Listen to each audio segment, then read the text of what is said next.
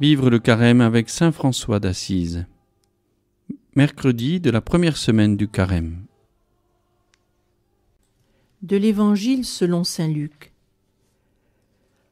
Comme les foules s'amassaient, Jésus se mit à dire : « Cette génération est une génération mauvaise.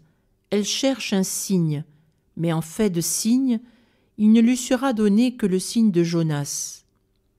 Car Jonas a été un signe pour les habitants de Ninive.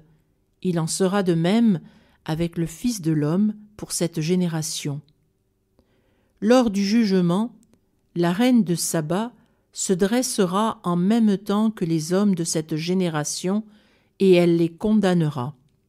En effet, elle est venue des extrémités de la terre pour écouter la sagesse de Salomon. Et il y a ici bien plus que Salomon.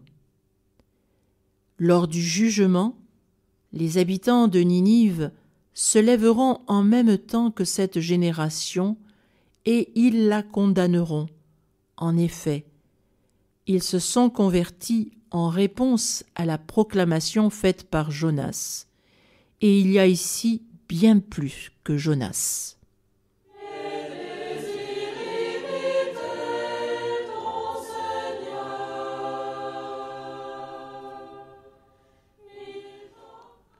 La mission, c'est Jésus. Méditation de sœur Marie de Jésus, Clarisse. La foule demande à Jésus un signe, un miracle, une guérison, etc. Jésus alors leur offre le signe de Jonas, c'est-à-dire la conversion de Ninive, la païenne, en entendant les paroles du prophète Jonas. Dans le passé, des païens se sont convertis en entendant le prophète Jonas.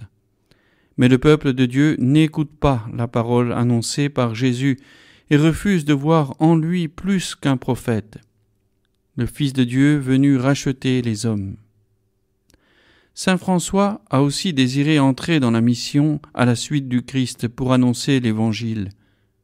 Il a médité, cité et prié l'ultime grande prière de Jésus au Père dans l'Évangile de Saint Jean.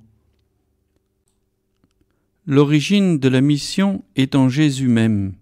Il s'agit de transmettre la vie qui se déploie entre le Père et le Fils, vivre au milieu des gens la vie du Fils de Dieu, le serviteur, avec des paroles rejoignant le drame de l'humanité. Nul ne connaît le Père si ce n'est le Fils, et celui à qui le Fils a bien voulu le révéler.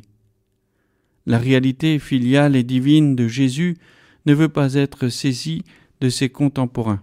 Lui, Jésus, à travers l'Évangile, a révélé à François l'amour du Père, puis il l'a introduit dans sa pauvreté qui exprime tout son être filial.